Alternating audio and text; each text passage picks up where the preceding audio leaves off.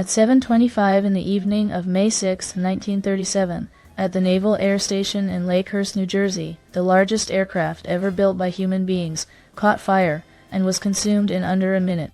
The Hindenburg disaster has been explained for nearly 90 years primarily by pointing to the hydrogen that lifted it. But the more you look at the chemistry, the engineering, and the specific sequence of events on that evening, the more complicated the answer becomes. Tonight, I am here with Rowan Hartsteele.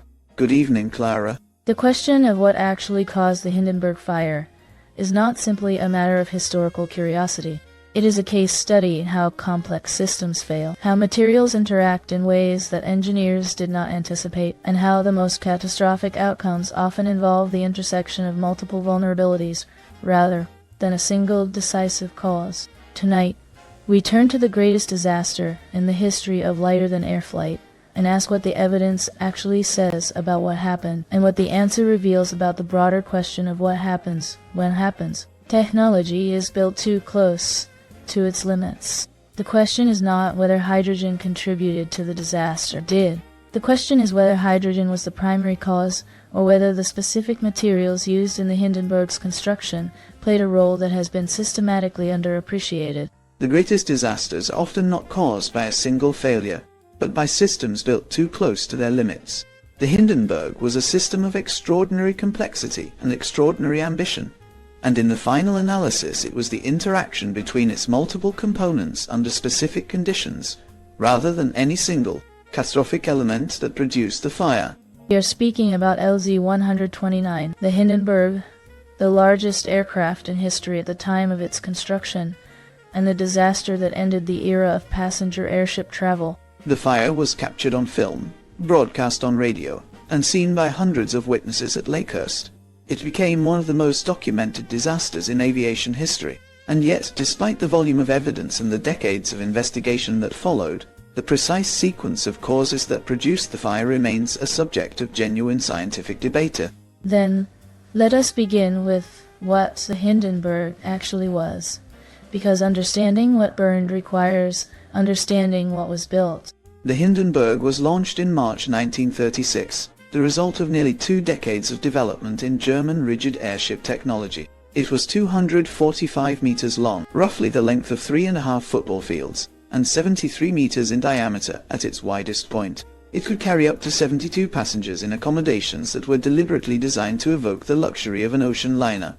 Private cabins, a dining room, a lounge with a baby grand piano, and a promenade deck, with windows for viewing the ocean below. Its rigid structure consisted of a framework of duralumin, an aluminum alloy, arranged in a series of rings, and longitudinal girders that formed the skeleton of the ship. Within this skeleton, 16 massive gas cells made of a material called goldbeater's skin, which is made from the intestines of cattle, held the hydrogen that provided the lifting force. The gas cells contained approximately 200,000 cubic meters of hydrogen, when fully inflated. So the hydrogen was inside the ship, separated from the outside by an outer skin. Yes. The outer skin of the Hindenburg was made of cotton fabric stretched over the duralumin frame, and treated with a coating designed to protect it from weather, provide rigidity and give the ship its distinctive, silver-grey appearance. The coating was applied in multiple layers and contained several chemical components whose interactions under specific conditions would later become the subject of intense scientific investigation. The Hindenburg in the 1930s represented something larger than an engineering achievement for Germany. In the context of the Weimar Republic's humiliations, and the early years of the Nazi government's emphasis on technological prestige, German airships were a demonstration that German engineering was the finest in the world. So the Hindenburg carried the weight of national symbolism, as well as its passengers. Yes. And this symbolic weight had practical consequences. The design decisions that contributed to the disaster were made in a context where demonstrating German technological supremacy was a competing priority alongside safety. The original design called for helium as the lifting gas. Helium is inert and does not burn, but the United States, the only country with significant helium reserves, had embargoed its export to Germany under the Helium Control Act of 1937. The Hindenburg flew on hydrogen because helium was unavailable. Here is the first thing we need to correct about the standard account. Hydrogen is frequently presented as the obvious and sole cause of the Hindenburg disaster, as though the decision to use it was the only relevant engineering decision. But hydrogen fires burn with an almost colorless flame and tend to burn upward. The film footage of the Hindenburg shows a fire that began near the tail, spread rapidly along the outer skin, and exhibited a reddish-orange color, and an opacity that is inconsistent with a pure hydrogen fire. In 1997, Addison Bain, a retired NASA researcher, published an analysis arguing that the Hindenburg's outer skin coating played a significant role in the disaster. Bain analyzed samples of the coating material and found that it contained iron oxide pigments and an aluminum powder component, along with cellulose acetate butyrate as a binder.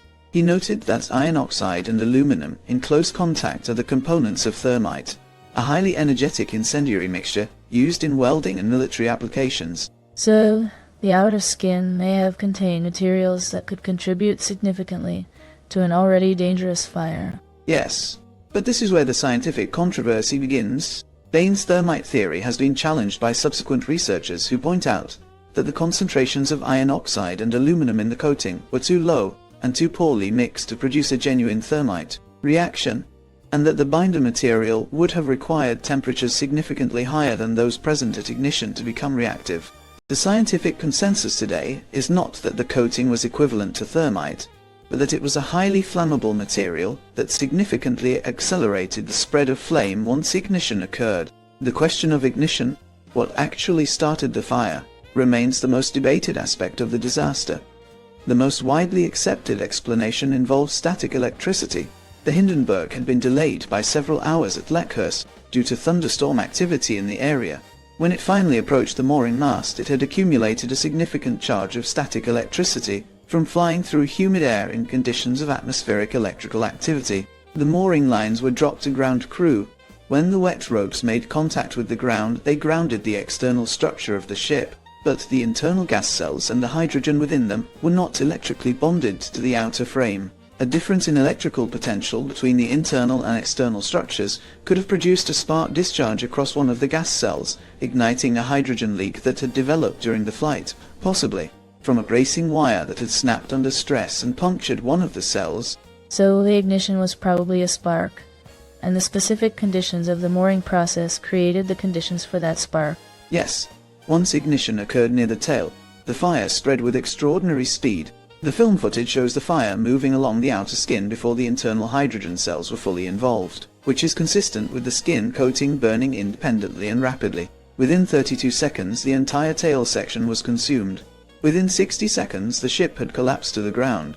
Of the 97 people on board, 35 passengers and crew, and one member of the ground crew lost their lives. The survival rate of 62%, which seems remarkable given the scale of the fire, is itself evidence about the nature of the disaster. Hydrogen fires, because they burn upward, may have allowed many passengers to survive by falling or jumping from the ship before the fire fully enveloped them.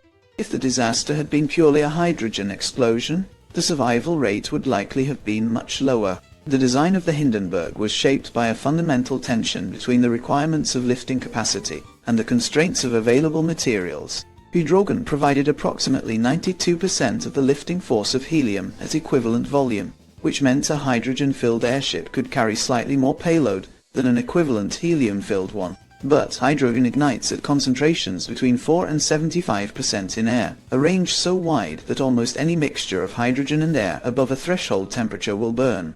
The decision to use hydrogen was not made casually, but neither was its risk adequately mitigated. So the choice of hydrogen was driven by the unavailability of helium, rather than by a preference for the more dangerous gas. Yes. And the embargo on helium exports was itself a politically motivated decision by the United States government, justified by concerns about Germany's rearmament under the Nazi government. The designers of the Hindenburg had requested helium from the United States but were denied. They proceeded with hydrogen because they had no alternative if the program was to continue. The disaster thus has political antecedents as well as engineering ones. The outer skin coating that has attracted so much scientific attention in subsequent investigations was not a single product but a complex formulation that evolved across multiple applications and variations. Basic components identified by researchers include cellulose acetate butyrate, which provided the binding matrix, iron oxide in various forms, which provided color and some weather protection, and aluminum powder, which was used to provide reflectivity and reduce heating from solar radiation. Precise formulation varied between different sections of the outer cover, and between the Hindenburg and its predecessors. So the coating was not a standardized product, but something that varied across the ship. Yes, and this variability makes it difficult to establish with precision exactly what chemical compositions were present in the sections that burned first. The samples available for modern analysis are limited, and may not represent the full range of coating formulations actually used. This is one of the reasons the scientific debate about the coating's contribution has not been conclusively resolved. The evidence is inherently incomplete because the ship no longer exists. The electrical grounding problem that has been identified as a likely ignition source reflects a design oversight that was not unique to the Hindenburg. The practice of bonding all metal components of an aircraft to a common electrical reference point, standard in modern aviation, was not consistently applied in the design of the gas cells and internal structure of the Hindenburg. The gas cells, made of non-conducting material, could accumulate a different electrical potential from the outer metal frame. The mooring procedure, which grounded the outer structure, while the internal structure remained potentially at a different potential, created conditions for spark discharge across the gap. So a relatively straightforward electrical engineering oversight may have been the proximate trigger for the entire sequence. Yes, and this is characteristic of the disaster generally. None of the individual design decisions, the hydrogen, the coating chemistry, the electrical grounding, was unreasonable in isolation or unprecedented in the engineering practice of the era. Each was a defensible choice under the constraints available. It was the specific combination of all of them, under the specific conditions of that evening, that produced a catastrophe. Understanding this is essential for the lesson the Hindenburg actually offers. Not that its designers were incompetent, but that complex systems can fail in ways that no single component failure would predict. Before we close tonight, let us take a brief pause and welcome Margaret Evernight. Margaret, for those who want to understand the Hindenburg disaster through its most comprehensive historical and scientific account, where would you invite them to continue? Thank you, Clara. In this case, the most direct path is also the most important one. I would suggest beginning with Hindenburg, The Definitive History by Max Wallace. So this is a book that reconstructs both the engineering and the cultural dimensions of the disaster. Wallace reconstructs the design, final flight, and destruction of the Hindenburg, while examining the competing theories about the fire and the cultural shock that ended the airship era. The book is unusual in giving equal attention to the technical questions about the cause of the fire and to the broader historical context in which the Hindenburg was operating, including the political significance of the airship program in Nazi Germany. Is it accessible to readers without a background in aeronautical engineering or chemistry? Wallace writes as a historian, rather than as a technical specialist, which means the scientific content is explained in terms that a general reader can follow. The competing theories about the fire are presented with their evidence and their limitations, and the book does not pretend to settle a debate that remains genuinely open. It is an honest account of what is known and what remains uncertain. So it gives the reader both the disaster and the world that produced it. Precisely. And the combination is essential, because the Hindenburg cannot be understood purely as a technical failure. It was also a cultural event, a moment when an entire vision of the future collapsed in front of cameras and witnesses in a way that permanently altered public confidence in a technology. Thank you, Margaret. That is a thoughtful place to pause tonight. Thank you, Clara. It was a pleasure. The immediate consequence of the Hindenburg disaster was the end of commercial passenger airship travel. The Hindenburg sister ship, the Graf Zeppelin II, made a few flights before being grounded, and eventually scrapped when Germany entered the Second World War. No new passenger airship program was ever seriously launched after 1937. The technology that had seemed on the verge of dominating transatlantic travel was abandoned almost overnight. The role of radio and film in shaping the cultural impact of the disaster was decisive. Herbert Morrison's radio commentary, in which he described the fire as it unfolded and broke down emotionally on air, captured something that no previous disaster had been recorded doing: the collapse of a shared confidence in real time. The newsreel footage shown in cinemas around the world within days created a visual record of the fire that became one of the defining images of the 20th century. The Hindenburg did not merely end an era of technology, it ended it in public, in a way that the public could not unsee. Zoe, the media coverage transformed a technical disaster into a cultural rupture. Yes, and this is one of the more instructive aspects of the disaster's legacy. Technologies do not simply fail or succeed on their technical merits. They exist within cultural contexts in which public confidence is a structural component of their viability. The Hindenburg fire damaged public confidence in airships so severely and so visibly that the technical merits of subsequent airship designs became irrelevant. The public had seen what could happen, and no amount of engineering improvement could fully restore the confidence that the film had destroyed. The scientific investigation of the disaster has continued for decades and remains genuinely contested. The United States Commerce Department investigation of 1937 was conducted under conditions of significant political and diplomatic pressure, and reached conclusions that many subsequent researchers have found inadequate. The German investigation reached different conclusions. Independent researchers in the late 20th century, using modern analytical tools, have produced additional findings that have not resolved the central questions. So even with modern analytical tools, the precise cause remains uncertain. Yes, the most defensible current account is a multi-factor explanation. A hydrogen leak, probably caused by structural failure of a bracing wire, provided the fuel. A static electricity discharge produced by the specific electrical conditions of the mooring process after flight through storm conditions provided the ignition. The flammable outer skin coating, containing materials that burned rapidly and energetically, accelerated the spread of the fire once it began. The specific combination of these three factors, rather than any single one of them alone, produced the disaster. The broader lesson the Hindenburg offers is about the structure of complex failures. The ship was safe enough under normal operating conditions. The gas cells held. The electrical systems function. The coating protected the fabric from weather. Each component, considered individually, performed within acceptable limits. The disaster required the intersection of multiple vulnerabilities, each within acceptable limits individually, under specific conditions that pushed the combination beyond what the system could survive. So, the disaster is a case study in how safe systems can fail catastrophically when multiple factors converge. Yes, and this pattern is recognizable across many domains of engineering and organizational behavior. The normal accident theory, developed by the sociologist Charles Perrow after the 3 Mile Island nuclear accident, argues that in sufficiently complex systems with tightly coupled components, catastrophic failure is not exceptional but to some degree inevitable, because the interactions between system components under stress cannot be fully predicted or controlled. The Hindenburg was exactly this kind of system. The modern relevance of the Hindenburg is not primarily about airships.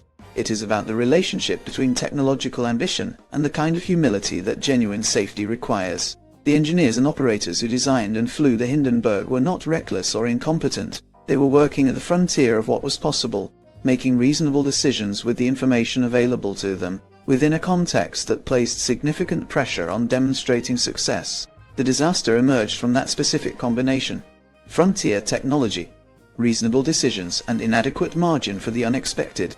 So progress without humility is not a moral failing, but an engineering vulnerability. Yes, and this is the philosophical conclusion the disaster most directly supports. The Hindenburg was built to the edge of what the materials and the physics permitted, with the confidence of engineers who believed they understood the system they had designed.